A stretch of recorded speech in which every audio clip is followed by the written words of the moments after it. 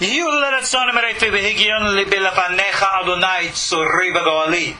the words of my mouth and the thoughts of my heart be acceptable before you, O God, my rock and my redeemer. And now, for the official opening and disclaimer for this class. Shalom all and welcome. I am your host, Ariel Bar-Tzadok. You find me online at koshertorah.com. I've entitled this course, An Orthodox Rabbi Reads the Christian Bible. My purpose and intent in teaching this course is simple. I want to be able to explain why Torah Judaism and Torah faithful Jews do not and will not accept or embrace the teachings of the Christian religion. I have no intentions or desire in this course to attack the religion of Christianity. I am not here to challenge or critique those who embrace the Christian faith. I am not here to talk about Christianity at all, even though due to the nature of this material, I am sure that I will not be able to avoid the topic entirely. Nevertheless, I am here to look at the Christian Bible from an entirely Torah point of view. I begin with certain premises. I do not deny the existence of an historical Yeshu, be he called Yeshua or what. For Torah faithful Jews, Yeshu was not, is not, and can never be the Messiah of Israel. For Torah faithful Jews, Yeshu was not, is not, and can never be God, or even a son of God, any more than any other human being of flesh and blood. For the record, the historical Yeshu was born, lived as, and died as a Jew. He and his original followers were all Jews, who, like him, were born, lived as, and died as Jews. Absolutely none of them were Christians, in any sense of the word. We Torah faithful Jews follow the same religion that Yeshu himself practiced. We pray to the same Heavenly Father. We live by the same Torah, mitzvot, and ma'asim tovim. Yeshu is not a Christian, and neither are we. Yeshu's original followers were all Torah-observant Jews, as was he. As Jews, educated in Torah, drenched in its teachings, and from what can be seen, knowing no other spiritual path, I must logically conclude that the original writings of Yeshu's original followers were all Jewish writings, and therefore well within my domain as a Torah-observant rabbi to read them and understand them as would one rabbi to another. I therefore begin with the position that anything found in the Christian Bible attributed to any of its Jewish authors that does not agree with Torah Judaism must not have been written by such an author, and is therefore subject to suspicion and must be critically analyzed. And that is what I am here to do. Like many Torah sages before me, I do not accept the Talmudic midrash about Yeshu at face value. Those teachings were meant to be polemic, not historical. Therefore, they will not be part of our discussions. I've been led to perform this work because of the experiences in my personal life. As a teenager, I was victimized by a terrible evangelical group in my hometown on Long Island. This group was led by a very evil, lying, deceitful individual who turned out to also be a pedophile. I am thankful that I was able to escape being victimized in that way. Nevertheless, this individual sought to clandestinely place his minions in Orthodox yeshivot in Israel, to get them to learn about Judaism, with the attempt to make it easier for them to persuade Jews to convert and join their fold. I fought long and hard against this group, and I'm proud of my contributions in thwarting their efforts. It was through them and because of them that I became exposed to Christianity, and have therefore devoted the last 40 years of my life to study and investigation to discover whatever of the truth that is still out there to be discovered. Now, after 40 years, I feel confident and ready to share my insights and discoveries with you. So again, I reiterate, I am not here to attack our God-fearing Christian, Bible-believing neighbors. I hold them in the highest esteem and respect. I am here to explain to you and to them and to all willing to listen what we Torah faithful Jews see when we read the Christian Bible, and why we see what we do. And now, let us proceed with tonight's lesson. We're in lesson 8 of this series right now. We're in chapter 9 of the book of Matthew. For no special reason, I'm pretty much just going through Matthew and the sequences here. And as I do, as I've reiterated in past lessons, I endeavor always to read the Christian commentaries to see what they are saying about what's written here. And it is amazing that I find two things over and over again.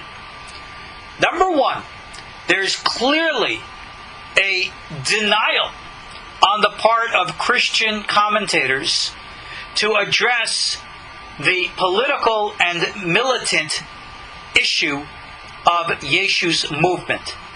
Those that do comment on it usually dismiss it right away and proclaim in such a loud voice how Yeshu was the, in quote, Prince of Peace, and how his movement was pacifistic, and those who don't agree with that image are not true Christians, and yada, yada, yada. Very few Christians come across with the true history, like Professor Brandon from Manchester University in his book Jesus and the Zealots, and others. And there are others out there. The second thing which I find most uncomfortable is that regardless of whatever I hear proclaimed, I am more and more convinced as I go through this material of the indelible, undeniable, and very possibly unremovable strain of anti-Semitism that runs through Christian theology. Needless to say, this did not come from Yeshu himself. We have other issues with Yeshu, the historical man. Anti-Semitism was not one of them. Apparently, whenever Christians come to discuss anything about Jews or Judaism, they just can't. I mean, are there exceptions? Yes, but there are so few from the rule that it's disappointing. It really is just shame, because as we're reading Yeshu's words here and Yeshu's stories and putting it clearly in a Jewish context, we are seeing something so radically different from what the religion of Christianity has forever been portraying. Now, I am no scholar with regards to the historical development of the Christian Bible. In my premise, as you know, if these or of these books that were written by Jews, bottom line, in these days, they did not have the internet. They did not have access and exposure to the countless different religious philosophies and systems the likes of a Jew would find in Rome. Maybe the Roman Jewish community did, but not in Israel, especially in the Galilee. These were simple folk who were learned through oral tradition and were very zealous for their own nation and culture. This is historically verified by the likes of Josephus and others. They wouldn't have tolerated the interaction of different philosophical beliefs. They were Jews through and through. So was Yeshu. And in that respect, if Matthew, the Jew, really wrote this book, then he's writing it from a Jewish point of view. And anything in it that it's not Jewish within the context of Judaism as a religion in that day, he couldn't have written. So then, how could such things get here? Well, this is what I said is suspicious and needs to be analyzed critically. And again, I turn to the Christian scholars. They're the ones who educate me and show me what I've long suspected. And that is that things aren't as black and white as the Christian faithful might think. You will hear a Christian term called the gospel truth. As the word says, and that's it. Well, no, that's not it. And anyone who's a scholar, Jewish or Christian for that matter, knows that. But the rank and file simply do not. And that, unfortunately, is the problem. You see, as you all know, faith is not an issue of logic or rationale. We have faith in what we believe. We believe what we want to believe. We believe what we are emotionally convinced to believe, whether it's because of our ethnic upbringing, our cultural background, and in all due respect, Jews and Judaism, same psychological principle applies to everyone else. No difference here. But yet, to think, to go out, to explore. That's not something most are willing to do. And why I have found that many of that persuasion are upset with my approach to teaching this material. And in that respect, I apologize. As you know, I don't wish to offend and insult anyone. But psychologically speaking, we must remember all religions, all of them, including Judaism, is what we call a myth. Now, a myth does not mean a make-believe story with no historical foundation, but rather, it means the psychological model which the individual mind embraces and accepts as its outlook on the world. And the Christian outlook is what it is. And history doesn't play into this. They have their role and idea. Their Jesus, of course, we all know, is either Norwegian, German, or Swede. He is blonde-haired and blue-eyed and very, almost effeminate in nature. Yada, yada, on and on. That's every portrayal, and you all know it. And we all know how historically inaccurate that is, but people don't want to hear. And that's why in these classes, I'm trying to perform an act of tikkun, if you will.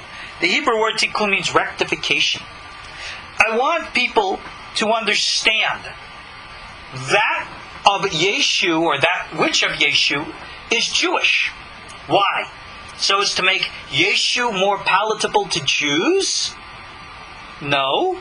Rather, to make Judaism and Jewish teachings more palatable to Christians. I assure you, there are millions of good Christian people out there who truly are in the right place and frame of mind and frame of heart and are great people. I consider some of them closer brothers and sisters than I can consider certain wayward Jews of my own people. That's for sure. But I'm not here to discuss politics. I want to now focus on our text here. And what we're going to cover first, of course, is the issues of miracles. And again, we're going to look into and see insights into the entire Judaic context. And then, as the title of this class, Yeshu the Zealot prepares for war. In this lessons here, you will clearly see, if you have the eye to see, if you're willing to be honest and look into the text honestly, you will clearly see the underlying message here, which even however many later editors of the Gentile church could not edit out. Maybe they didn't know, maybe they didn't see it, but from a Jewish eye we see. And that's what we're here to look at. Chapter 9. I believe, according to my records here, we left off with verse 16. Yeshu is giving here something called the parable of cloth and bottles. No man puts a piece of new cloth onto an old garment, for that which is put in to fill it up takes from the garment, and rend is even made worse. Neither do man put new wine in old bottles, else the bottle break and the wine runneth out, and the bottle perishes. But they put new wine into new bottles, and both are preserved. Now, this whole thing about new wine and new bottles, that's almost a verbatim quote from Rabbi Meir that we find right in Pirkei Avot. What is this teaching? Well, from the traditional Christian point of view, they would say, well, the new wine, which has to go into the new bottles, of course, is the gospel of Yeshu into the New Testament. And it's a subtle message here that Yeshu is casting aside Judaism and teaching Christianity. That's what all the commentators say. But there's only one big problem with this. Yeshu didn't say that. Yeshu was not a Christian. Yeshu was a Jew. And for that matter, he was a rather radical, right-wing, ultra-Orthodox Jew of his day. So, if from our Yeshu's, I should say, point of view of ultra-Orthodoxy, what is he talking about? That's how you have to look at this. He's certainly not talking about Christianity. But maybe he is echoing the same teachings as Rabbi Meir in Pirkei Avot. Because bottom line, if you're using the same aphorism, you're using the same slogans, you're using the same words, then maybe there's some kind of a similar content. Now, you have to understand, in the days of Yeshu, temple still stood. The generation after Hillel and Shammai, this is the famous period of what we call the Talmudic teachers, the Mishnaic teachers called the Tanaim. Alright, this is the time of Rabbi Yochanan ben Zakkai and many of the great, Rabbi Eliezer ben Horkonos, many of the great Talmudic minds. They're all contemporaries. There is no reason to think that somehow, in some way, in some unrecorded history, that maybe Yeshu bumped into, dialogued with Rabbi Yochanan, Rabbi Eliezer, Rabbi Shimon. They very well, under the circumstances, might have crossed paths. It would have been interesting to know what they thought of one another. Because I suspect that maybe there was, at some way, at a time, mutual respect. Because up until now, we don't really see Yeshu doing anything rather radical. He is clearly starting a political messianic movement for the insurrection against the Roman government. That is clear, and it's going to become clearer as we move on here. He is doing this how? Well, you must understand messianism in this time period. Unlike today, where a messianic character is expected to be a politician, a rabbi politician, similar to maybe a Rabbi Meir Kahane in his day. People always considered him to be in the messianic spirit. Well, in the first century, we had many, many miracle workers. What today we would call Kabbalists. They were Pharisees, they were Essenes. These were people who not only talked to the angels, but walked with them as well. They knew powers of healing. They had powers of tremendous deeds. We've discussed this in the past. Men of such character and renown are with us in this very generation who do these kinds of things. That is why when Jews come to read the stories of miracles and all that, we don't say, well, this is God, because no one else can do it. On the contrary, we say, well, yeah, a lot of people can do it. Because, even as Yeshu himself says, that power can be given to men. And those who are righteous and who walk with God, that's what happens. So, what then is Yeshu talking about?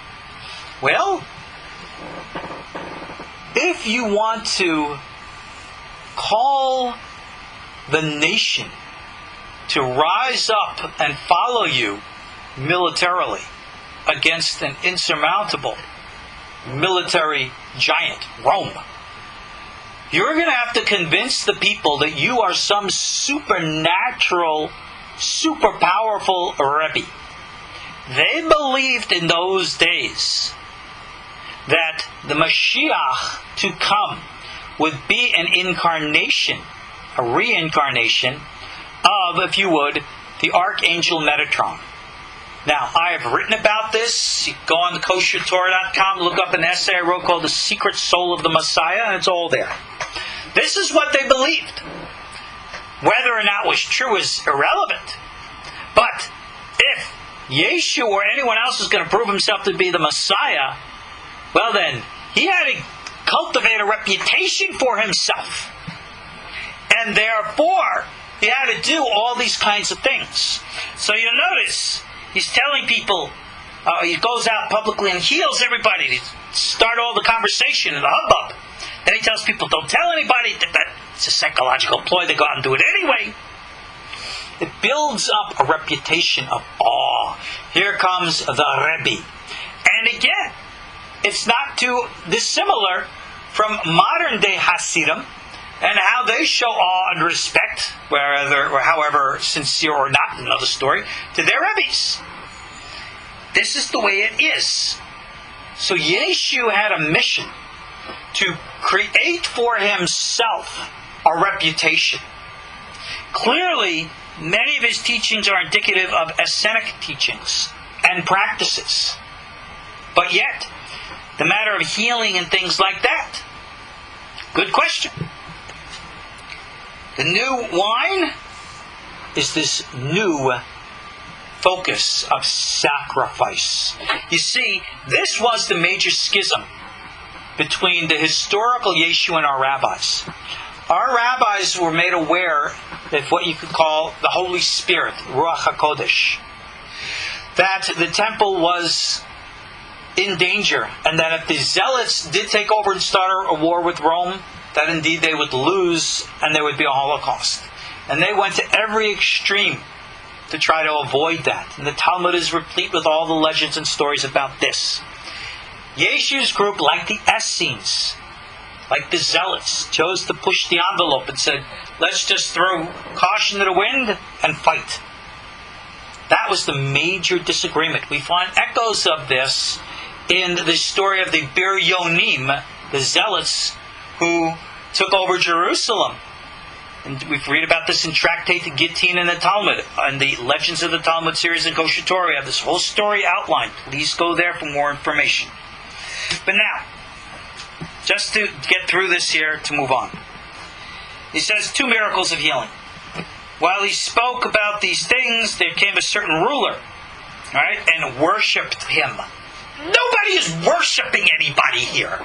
The fact that this King James version that I'm reading says that, I don't know what the original Greek says. Certainly, Matthew, the Jew, would never have said that. But a Christian reading that would expect it because he's God and he's supposed to worship God, and they don't see this. We have to. He says, my daughter is even now dead. Come, lay your hand on her and she shall live. So it says, Yeshu rose and followed him, and so did his disciples. Now listen to this.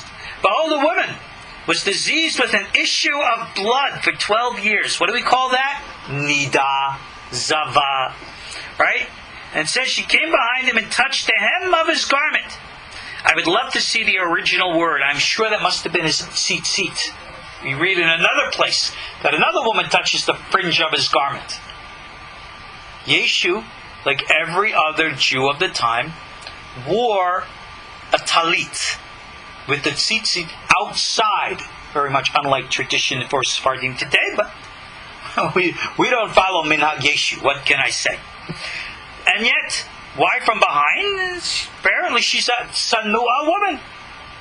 Right? She said, if I can touch his garment, I'll be whole. Right? That's the kind of emunah, faith, that you see in people to this very day. Want an example? I'm going to give you a very relevant modern example. Do you think today that great and holy Kabbalists allow women to kiss them? Well, yes they do. No, not kissing on the lips or anything weird or perverted, please. But Rav Kaduri, the great holy Kabbalist, who did not speak of Yeshu in spite of this ridiculous book that's out there now. I spoke with Rav Kaduri personally about Yeshu, and he certainly was no believer in him. He would allow women to come and kiss his hand. Why? Because he was of the opinion that the hand, when a woman comes to kiss the hand of the ancient rabbi, this is not a flirtatious act. It's an act of awe and respect. And people would come to kiss the Rav's hand, and miracles did happen. Yes, they do. Because they believe. They have faith. And, like the Talmud says, the entire Torah is summed up in that single commandment that the righteous live by faith. Faith transforms things. And this woman, this Jewish woman, touches his tzitzit. He turns around, he sees her, and he says, daughter, be of good comfort. Your faith has made you whole. Notice he did not say, I have healed you. Notice he did not say, God has healed you. He says, your faith. Yeshu apparently was pretty savvy in psychology and recognized the power of archetype. that when you approach the Rabbi, people really get overwhelmed. They really get psyched up. And they believe that by being in contact with the presence with the Rabbi, whether it's Yeshu in his day or modern rabbis today, that somehow, somewhere, their prayers will be answered. And indeed, that is psychologically true. What can I say? And Yeshu called it right. He didn't say, I made you whole, God made you. He said, your faith, power of faith. Who disagrees? Not the Talmud, that's for sure. Moving right along.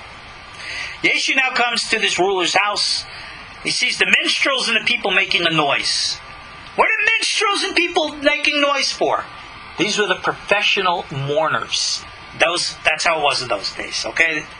So he says to them, all right, give place, the maid is not dead but sleepeth. And they laughed him to scorn. Now, did he go in? It says when the people were put forth, he went in, took her by the hand, and she arose. And his fame went throughout all the land. Was this gal really dead? Was she in a coma? Was she ill? I don't know. Is this story even a historical event or legend? I don't know. But the Essenes, as Josephus records, were renowned for their secret abilities of profound healing. So, if Yeshu does have an Essenic background, even though the story doesn't record it, maybe he had some herbs or something else with him. Maybe he knew some type of energy work, which rabbis to this day still know. Maybe he knew some ancient Essenic forms similar to acupuncture or acupressure. All of that is legitimate bioenergetic science. You got thousands of verifiable medical evidential reports coming out of China today that prove it, in spite of whatever Western medicine says. Well, in those days, ancient Israelite medicine, Chinese medicine, pretty similar. But you should have known these things. Cool and groovy. Baal Shem Tov was renowned as a healer, founder of the modern Hasidic movement. So that the Rabbi Yeshu could do this? Cool and groovy. Okay? No indication that he's God. It didn't say he resurrected the dead. No, you don't see those words here. He healed her. Good for him. Good for her. Moving right along. When Yeshu departed thence, 2 blind men followed him, crying out, saying, Oh, Son of David, have mercy on us. Why is he called the Son of David? Again, the rumors that he is of the royal bloodline. Because who other than the royal bloodline can claim the throne? Remember, this was political. All about the reestablishment of the Jewish Israelite monarchy. Bottom line, you have to be of the bloodline. That is why, for example, however much illusions of grandeur you or I would want to have about delusional that we're Messiah. How can we be Messiah if we're not in the house of David? Oh, but I am. Oh, really? You are? Prove it. Just like today, somebody who comes and says, I'm Jewish, that has to be verified in a court, in a bet din. You're the house of David, equally has to be verified. Maybe Yeshu had that verification in his bloodline. I don't know. There's always been questions and issues with regards to his daddy. But if the genealogies, remember we covered the genealogies in our earlier classes, they contradict one another. We don't know which way to go with this. So there's problems there. But a reputation goes before you. I don't know how many of the common folk are really trying to look at his genealogy. Bottom line, if you can create an army and people follow you, I don't think they're all going to be lining up and saying, may we see your genealogy, please. So, if they believe he's a Ben David, then he is. So you got these blind men going out. It says he comes to the house, the blind men come, and Yeshua says, do you believe ye that I am able to do this? And they said, yea. Lord? Lord as if it's a God name? No. Rabbani. Rabbi. Teacher. Master. Teacher of a title of respect. He says he touches their eyes. He says, according to your faith. Not according to me. He He doesn't say, I heal you in the name of the Lord. Lordy, Lordy. No. Faith makes you whole. Again, a Jewish concept right out of the Talmud, Tractate Makot 24a. But every Rabbi in Yerushalayim will tell you to this very day, you have to have emunah, faith. So it says their eyes were opened. How did he open them? Did he use any kind of herb or anything, a salve or something? We don't know. Text doesn't say. The text is not here to enumerate those things, so we will never know. It says their eyes were opened, and Yeshu straightly charged them, see that no man know it. Why would he not want it known that he could do this? He just raised up this girl, right, in front of everybody. Why here is secret? Again, you see the reverse psychology here? If I go and I come to you and I do some like super zowie stuff, right? If any of you are like 200 pounds overweight and I do my hocus pocus Kabbalah, you turn around 3 times and stand on your head and poof! 200 pounds fall off, and all of a sudden, if you're a woman, you're in a dress size 6. You're a guy, you're in a pants waist size 30. Wow, miracle! And I tell you, don't tell anybody. You'll nod your head, yes, Rabbi, I won't tell anybody. Next thing I know, it's all over YouTube, all over the internet. You know how people are, reverse psychology. You see it here. Moving right along. As it says here, when they departed, spread abroad his fame in all that country.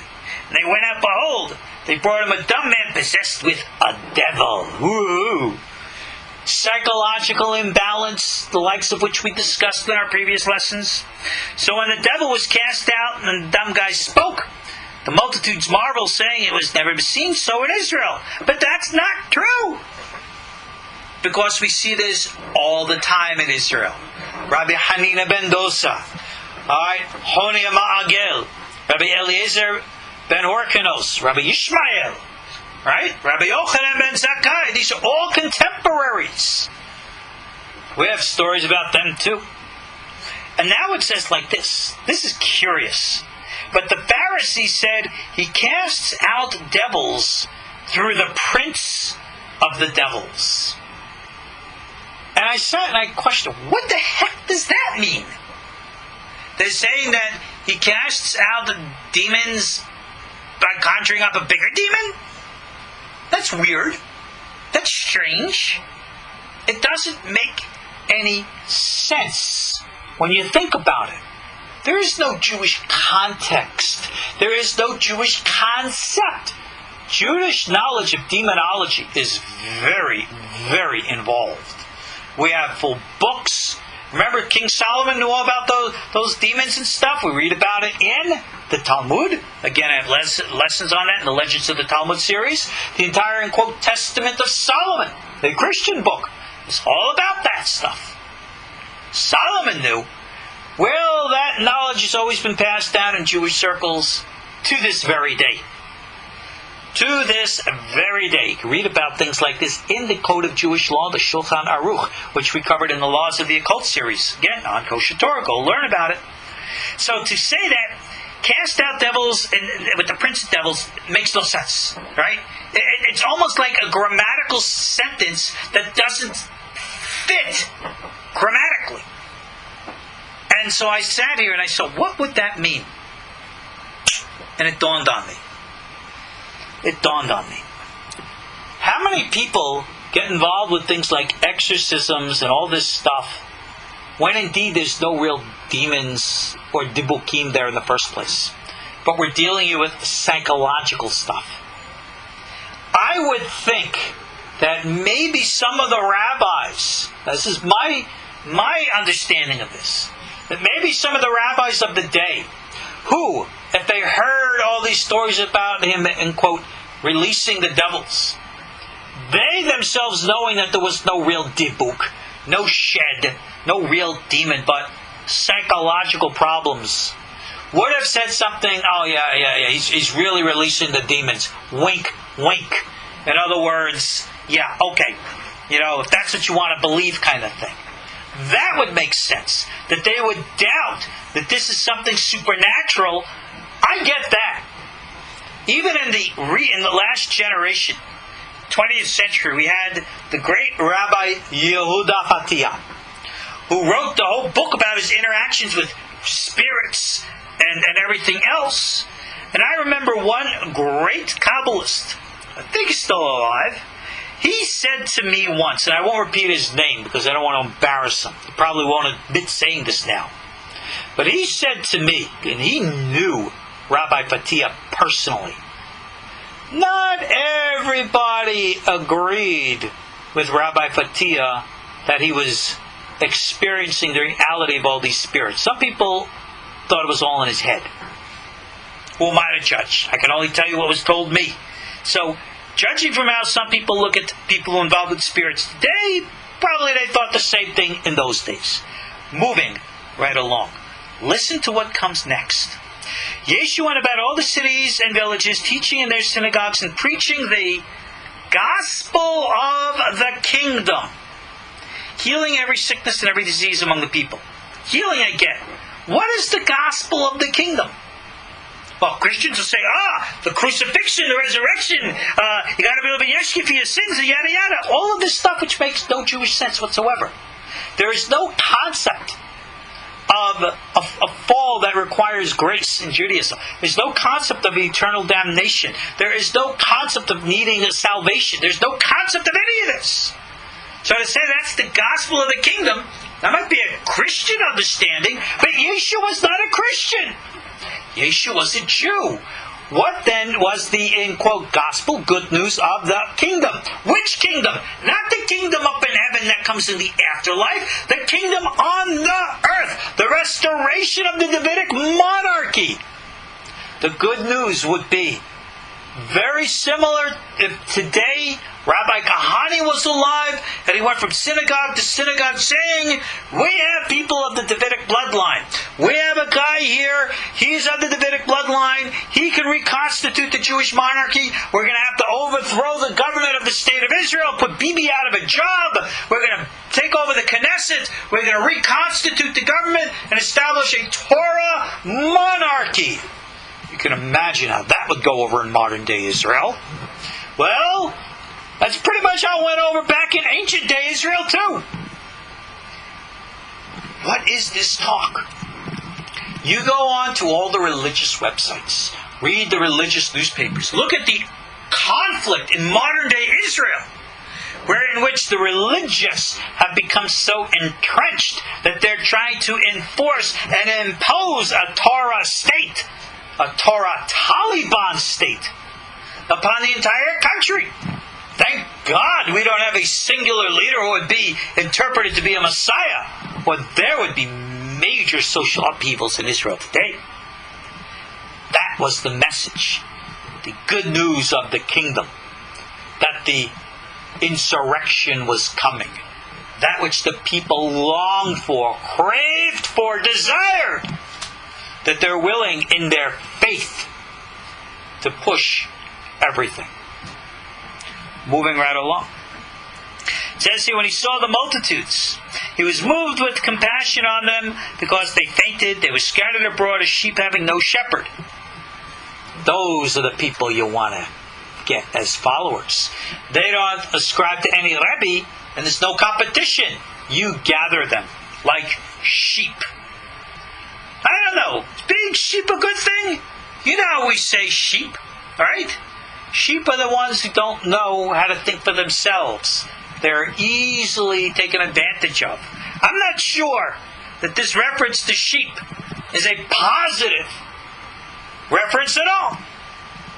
So then he says to his disciples, the harvest truly is plenteous, but the laborers are few.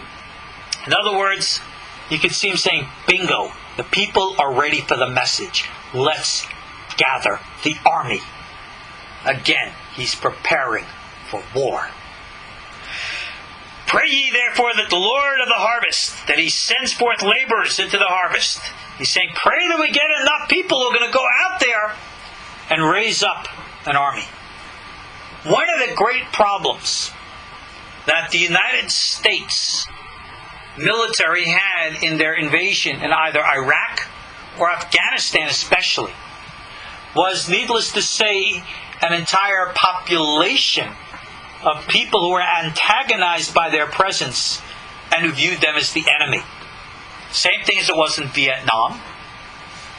And it was in all of these places that the popular support caused all the trouble. Yeshu, almost like a modern-day Taliban leader or a modern-day AQ leader, recognizes, go among the people. And the more and more that the foreigner oppresses, the more and more they hate you, the more the people are ready to become our silent supporters. Chapter 10. So, he says, and when he called unto them his 12 disciples, it says here, he gave them power against unclean spirits to cast them out and to heal all manners of sickness and all manner of disease. What kind of power does he give them? Well, the power of the Son of God. Well, wait a second. According to Christian theology, all this Son of God power only came after the crucifixion. He ain't been crucified yet. So he's still a human being yet. Where did the power come from? From God. Yeah, I get that it comes from God. Jewish rabbis have this power all the time. So the power essentially doesn't come from Yeshu unless he was a Rabbi who opened up the books, if you will. At that time they were mostly oral, and taught them specific Essenic instructions about how to do these things. I know how to perform exorcisms. Do them a lot.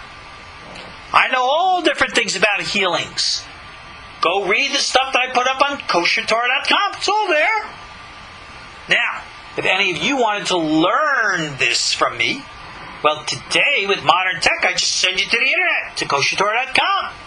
But let's say we existed like in Yeshu's day. There was no internet. My goodness, can you imagine such a time?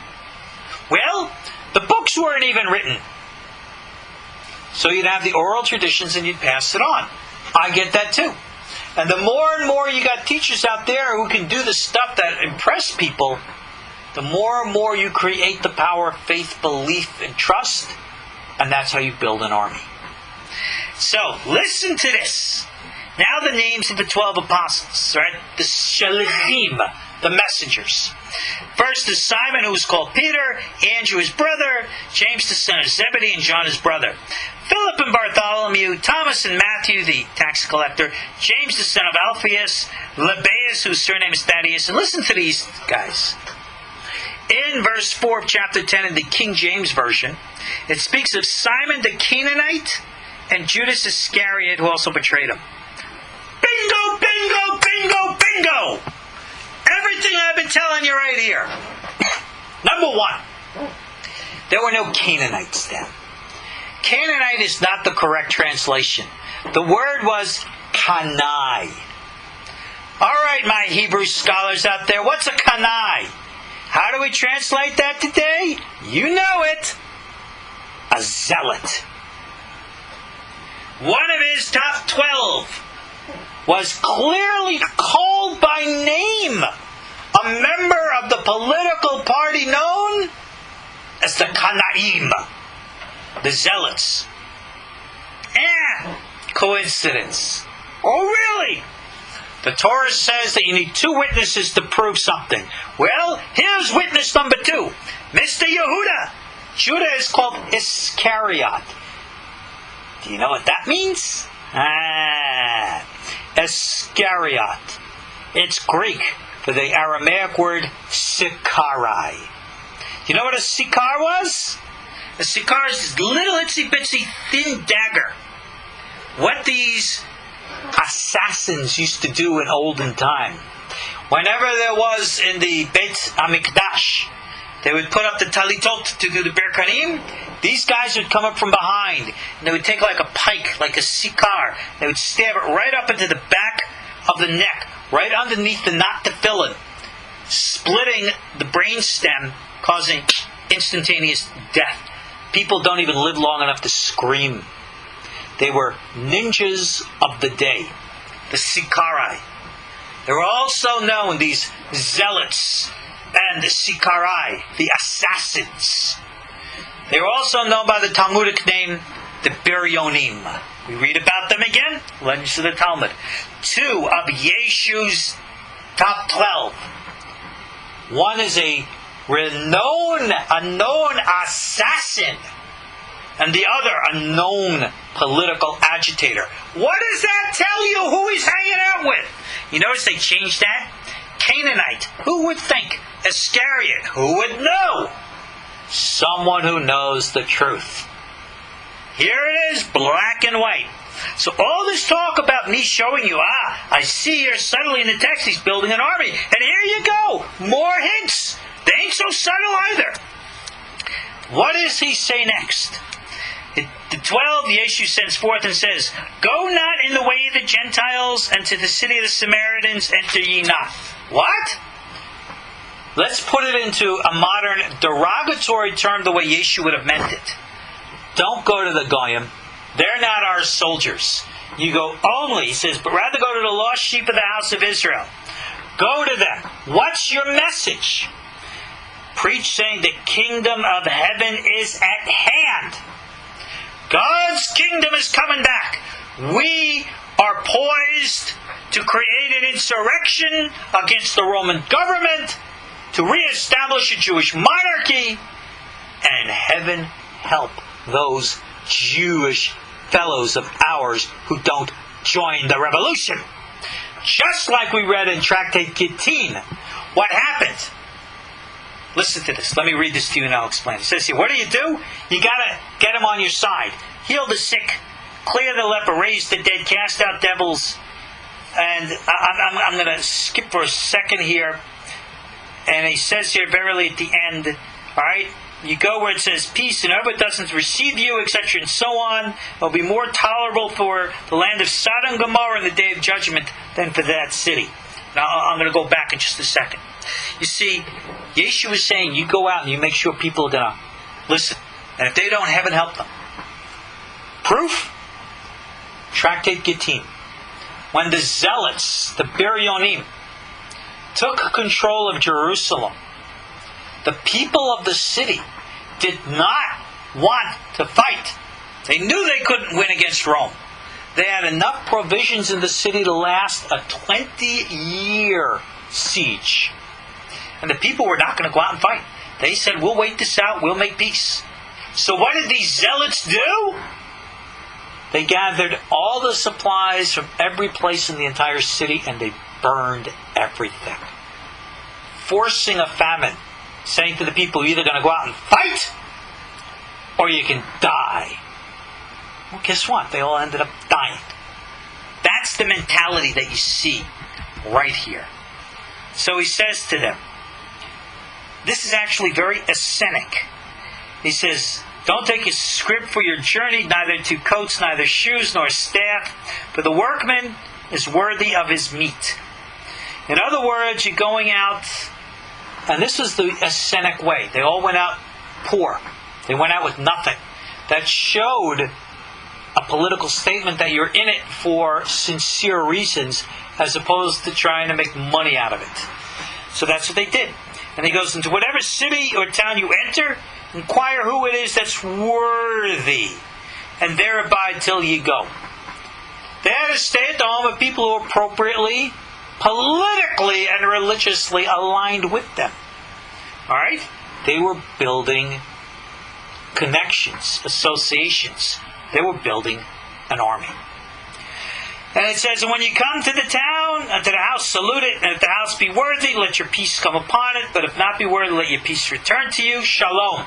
You bid them shalom, they give you shalom, good. If not, this is just like the laws of war if you go back to the Torah. It says when you go out to war, you call out to a town and you say, be with us in peace. If they say, then you destroy them. Pretty much the same mentality.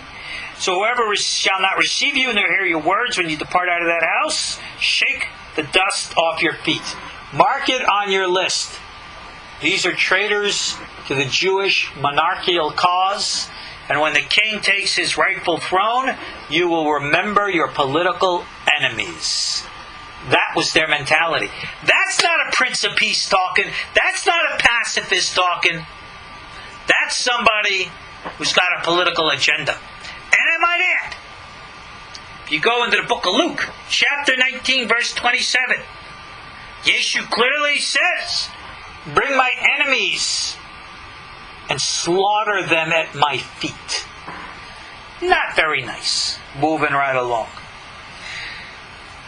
He says here, behold, I send you forth as sheep in the midst of wolves. Be therefore wise as serpent, but harmless or innocent as doves. Okay? He's telling people, you be careful now. You don't show up too much. You have to still remain clandestine. And what happens if you're discovered? What happens if you're discovered in a state of treason against the government, trying to create insurrection? Well, beware of men, for they will deliver you to the councils. They will scourge you in the synagogues. Why? Well, you're trying to create a civil war, which is going to lead to the deaths of what happened was a million. And therefore, the leadership and the authorities, think about today. If you had a messianic movement in Israel trying to overthrow the Israeli government, and they started to go into synagogues, what do you think is going to happen? The police are going to come and they're going to arrest the lunatics.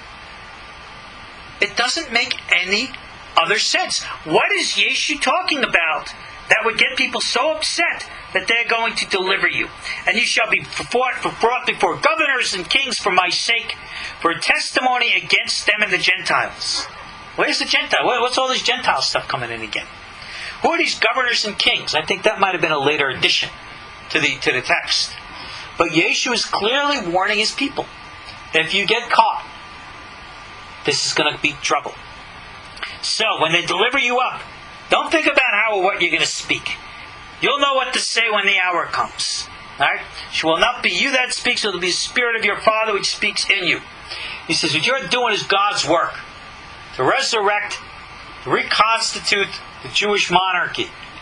If you get busted by the authorities doing this in your active insurgency against the government, don't worry about how you'll defend yourself. God will be with you. And the brother shall deliver up a brother to death, and the father the child, and the children shall raise up against their parent, cause them to be put to death. Why? And ye shall be hated of all men for, and quote, my name's sake. Why? Because you're trying to save people from their sins? Because you have a pacifist attitude? Because you're doing all these miracles? No! What's going to tick people off? If you are involved with terrorism, which is what insurrection against the government is, bottom line, you are a public threat. You are a criminal. And therefore, you are subject to arrest, prosecution, trial, punishment. By all means, every family can have lunatics who are these zealot Sicarii types. Shimon, Judah, Oh, not Yeshu. No, of course not. Yeah. This is what his warning was to them. You might get caught. You might get exposed. Very similar today. Whether it was like the Viet Cong, or not today, but in the last generation, last century, the Viet Cong in Vietnam, who would go and infiltrate throughout Vietnam. If and when they were ever caught, you knew what happened to them. Like AQ, Al-Qaeda, or the Taliban, going in throughout places like Afghanistan and the rest, trying to cultivate support amongst the people. And if you dare show sympathy to the, in today's circumstance, American government, to the Afghanistan government, they kill you. Well, these are the kind of people Yeshu's followers were in his day. And you can imagine that his message, this message, was not warmly embraced by everybody, but very clearly and evidently rejected by the majority. That's what he's saying. Then it says here, but you who endure the end shall be saved. I can't believe those words. Saved from what? It's not Jewish. So he says, when they persecute you in this city, flee yet to another.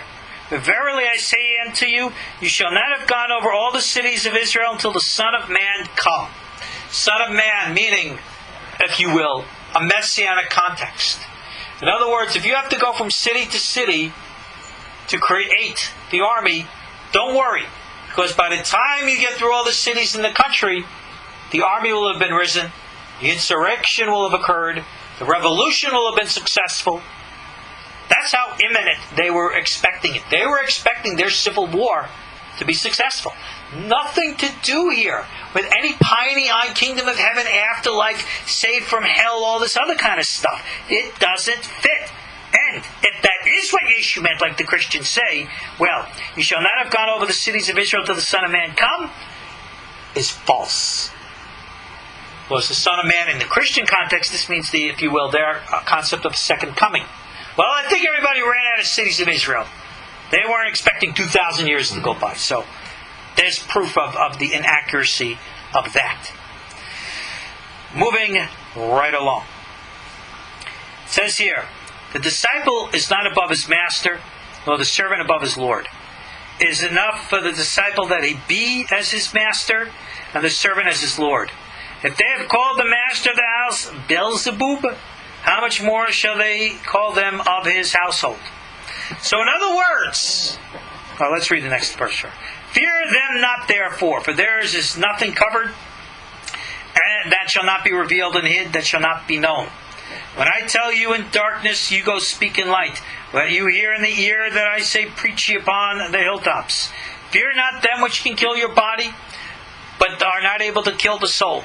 But rather fear them that are able to destroy both soul and body in hell. What's he talking about? Bottom line, he's saying about himself and his Talmidim here. Bottom line, if they're going to come after me, if they think that my insurrection, Yeshu would be saying, is so bad, so wicked, so evil, well, they're going to say the same thing about you too. Well, we got to be smarter than that. We got to go after them. Don't worry. Don't be afraid for your lives. This is the same thing that the Viet Cong were taught. This is the same thing Al-Qaeda is taught. This is the same thing the Taliban was taught. This is the same things the kamikaze pilots were taught.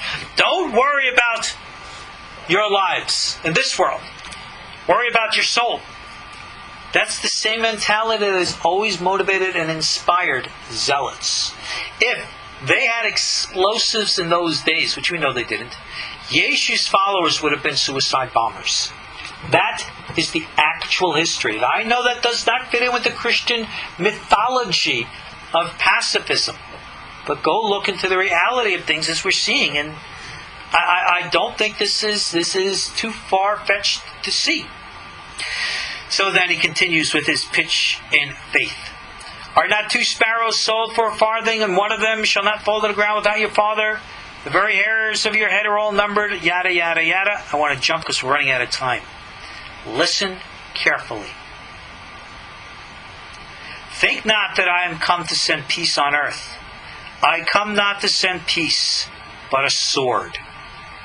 I have come to set a man at variance against his father, and daughter against the mother, and daughter-in-law against her mother-in-law. A man's foes shall be those of his own household. And he that loves father and mother more than me is not worthy of me. He that loves son or daughter more than me is not worthy of me.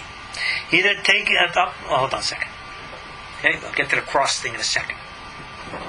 Christians love to interpret this symbolically. But in light of everything we've been seeing, the Sikarai was a sword. Remember, Yeshu said, bring my enemies before me and have them killed? You see here the whole preparation for the war? His own words say it! That is not meant to be taken in some phantasaical, symbolic interpretation. He's speaking literal. I am here to create a war. A physical war. A bloody war. I am going to bring the monarchy back. We are going to overthrow the Romans. That's exactly how it was understood. That's exactly what his words meant. Now listen to this. And he that taketh not his cross and follow after me is not worthy of me. Oh, that means we're supposed to sacrifice ourselves for the sin of mankind? Really? No! How many Jews were crucified by Rome? The answer? Thousands. The cross was a Jewish sign of martyrdom. To wear a cross in those days would have meant similar to, if you will, wearing a yellow Jewish star from Auschwitz. It was a sign of sacrifice. So he's saying here, if you're not willing to die for treason, you're not worthy of this army. You have to be so gung-ho, so full of faith, that you are going to press the military issue. That is what he is saying. He that finds his life shall lose it. He that loses his life for my sake shall find it. He is calling for suicide. He is calling for sacrificers. That's what he wants. Maybe that is why he's looking for all these people with faith. That they have such absolute faith in him that they would commit any kind of atrocity in his name. Like the Biryonim. These were the Zealots. These were the Sicarii. These were the original historical followers of Yeshu. This was his, in quote, good news. This was the message of his kingdom. Not some pie-in-the-eye place in heaven, but the reestablishment of the monarchy here on earth. We ran out of time. All right. God be willing, we'll pick up a couple last verses here in chapter 10, and then moving right along with these things. But I hope that you see the subtle nuances here, which, in all due respect, are not so subtle. I know the Christian has an agenda to see things the way that their faith, their beliefs tell them. That's their myth. That's their belief. But when they come to ask us, why don't we see what they see? This is our answer. Here's the history, here are the facts, backed up by plenty of Christian scholarship that also knows and sees these things. Thank you again all for joining me in this class. I'm your host, Ariel Bart Tzadok. Thank you all for your continuing support of KosherTorah.com. Hope to see you all online at KosherTorah.com soon. Thank you again all. Good night. God bless. Shalom.